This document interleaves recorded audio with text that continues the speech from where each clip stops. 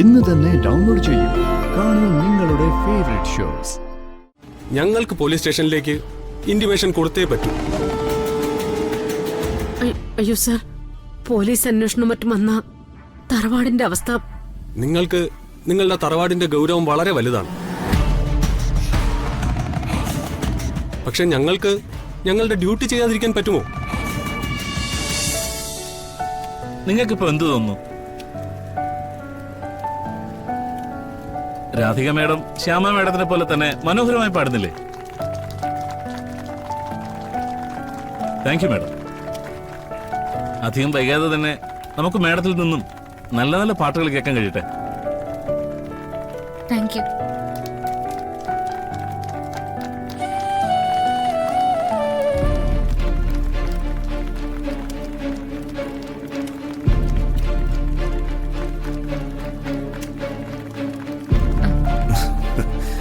സന്തോഷോ? പക്ഷെ ഈ സന്തോഷം അല്പായുസിനായിരിക്കും.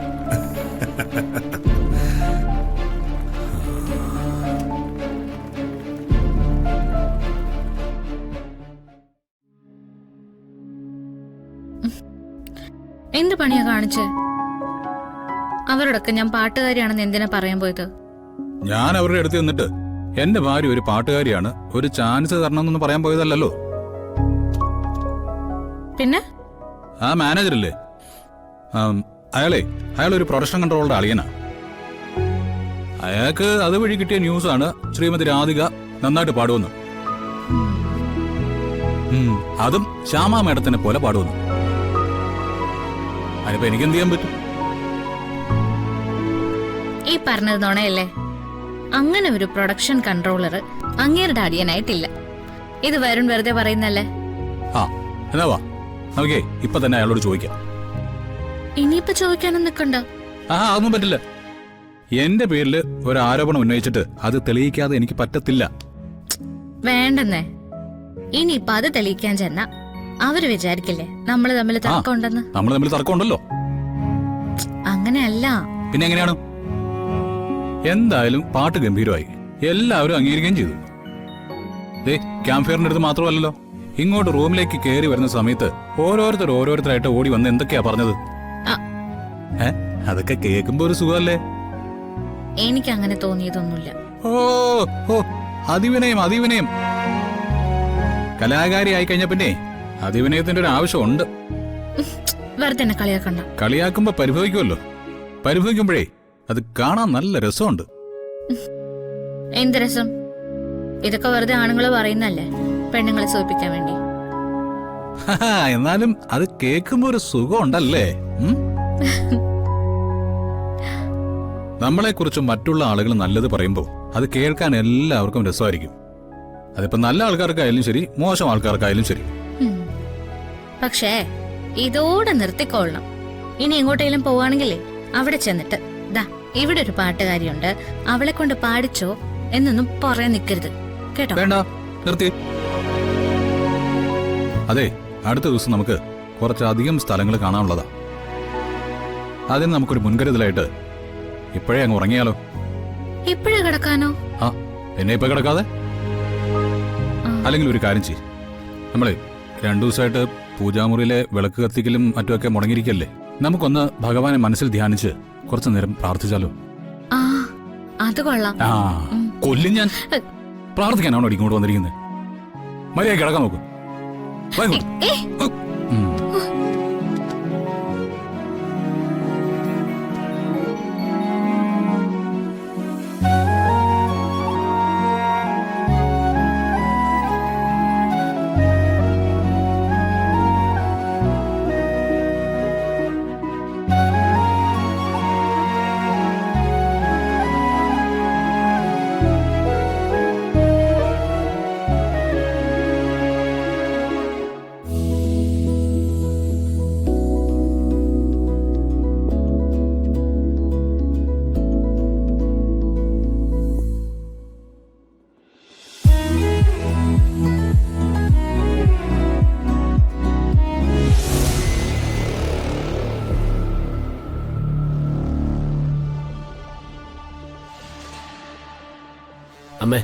ഡോക്ടറെ കാണുമ്പോൾ കാര്യങ്ങളൊക്കെ ഒന്ന് വ്യക്തമായിട്ട് ചോദിക്കണം. ചെറിയമ്മയെ കൂടുതൽ സൗകര്യമുള്ള എവിടേക്കെങ്കിലും മാറ്റിയാൽ എന്തെങ്കിലും വ്യത്യാസം ഉണ്ടോ എന്ന് അറിയാലോ. എന്ത് വ്യത്യാസം ഉണ്ടാവാനാ സൂര്യ? അത്രയും കടുത്ത പോയിസൺ അല്ലേ അകത്ത് ചെന്നിരിക്കുന്നത്. ഒരു കാരണവശാലും രക്ഷപ്പെടാൻ പാടില്ല എന്ന് ചെറിയമ്മ തീരുമാനിച്ചിട്ടുണ്ടായിരുന്നു തോന്നുന്നു. മിസ്റ്റർ സൂര്യ, ഒന്ന് വരൂ. Good morning sir. ആ മോർണിംഗ്. ചെറിയമ്മയുടെ കണ്ടീഷൻ ഇപ്പം എങ്ങനെയുണ്ട്? ശുഭപ്രതീക്ഷയുള്ള ഒരു കാര്യവും ഇതുവരെ നടന്നിട്ടില്ല. സ്റ്റിൽ ക്രിട്ടിക്കൽ തന്നെയാണ്. സർ, എവിടേക്കെങ്കിലും ഒന്ന് മാറ്റി നോക്കിയാ? അതുകൊണ്ട് വലിയ പ്രയോജനമൊന്നുമില്ല. ഈ കണ്ടീഷനിൽ മാറ്റുന്നതിനോട് എനിക്ക് വിയോജിപ്പുമില്ല. അത് നിങ്ങളുടെ ഇഷ്ടം. എനിവേ, അവർ സ്വയം മരിക്കാൻ തീരുമാനിച്ചതായാലും അവരെ ആരെങ്കിലും ഇല്ലാതാക്കാൻ നോക്കിയതായാലും പോലീസ് അന്വേഷണം ആവശ്യപ്പെടുന്ന ഒരു കേസാണിത്. ഞങ്ങൾക്ക് പോലീസ് സ്റ്റേഷനിലേക്ക് ഇന്റിമേഷൻ കൊടുത്തേ പറ്റൂ. അയ്യോ സാർ, പോലീസ് അന്വേഷണം മറ്റും വന്ന തറവാടിന്റെ അവസ്ഥ. നിങ്ങൾക്ക് നിങ്ങളുടെ തറവാടിന്റെ ഗൗരവം വളരെ വലുതാണ്. പക്ഷെ ഞങ്ങൾക്ക് ഞങ്ങളുടെ ഡ്യൂട്ടി ചെയ്യാതിരിക്കാൻ പറ്റുമോ? പേഷ്യന്റിന് എന്തെങ്കിലും സംഭവിച്ചു പോയാൽ പിന്നീട് ഒരു പോലീസ് അന്വേഷണം വന്നാൽ ചോദ്യം ഞങ്ങളോടാവില്ലേ? സർ പ്ലീസ്, അങ്ങനെ ഒരു സിറ്റുവേഷൻ ഉണ്ടായാൽ ചുറ്റുമുള്ള ഒരു കുടുംബത്തിനെ ദ്രോഹിക്കാനും മറ്റും അതൊരു ആയുധമാക്കും. മിസ്റ്റർ സൂര്യ, ഏതെങ്കിലും ഒരു കാര്യം മറച്ചു വെക്കാൻ നോക്കുമ്പോഴാണ് അത് കോംപ്ലിക്കേറ്റ് ആവുന്നത്. അതർവൈസ് ഇത് വളരെ നോർമലായ ഒരു കാര്യമാണ്. അങ്ങനെ ഒരു അന്വേഷണത്തിനെ സത്യത്തിൽ നിങ്ങൾ ഭയക്കുന്നുണ്ടോ? ഇല്ല സർ. അതുകൊണ്ട് ദെൻ ഞങ്ങളെ ഞങ്ങളുടെ ഉത്തരവാദിത്വങ്ങൾ ചെയ്യാൻ വിടുക. മോനെ, ഇതിന്റെ പേരിൽ തറവാട്ടിൽ പോലീസ് കയറി ഇറങ്ങിയ അന്വേഷിക്കാൻ വരുന്ന ഉദ്യോഗസ്ഥർ പടച്ചുണ്ടാക്കുന്ന കഥകൾക്ക് നമ്മൾ മറുപടി പറയണ്ടേ? ഞാനേ ഡോക്ടർ ചന്ദ്രൻ കാണട്ടെ. എന്തായാലും ഇതിന്റെ പേരിൽ ഒരു പോലീസ് അന്വേഷണം ഒഴിവാക്കിയേ പറ്റൂ.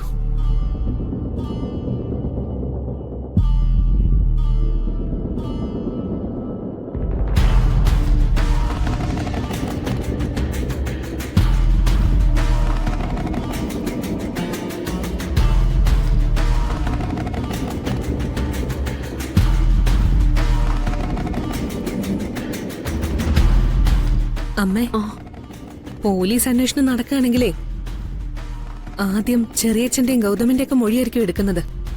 അവരാരും നമുക്ക് കൂട്ടു നിൽക്കില്ലല്ലോ. ചെറിയമ്മ തെരുവിലലയാൻ കാരണം അമ്മയും രാധികയാണെന്ന് അന്വേഷണത്തിൽ തെളിഞ്ഞ പോലീസുകാരെ നിങ്ങളെ രണ്ടുപേരെ അറസ്റ്റ് ചെയ്തെന്ന് വരും. നീ എന്തൊക്കെയാ കൽപ്പന ഈ പറയുന്നേ?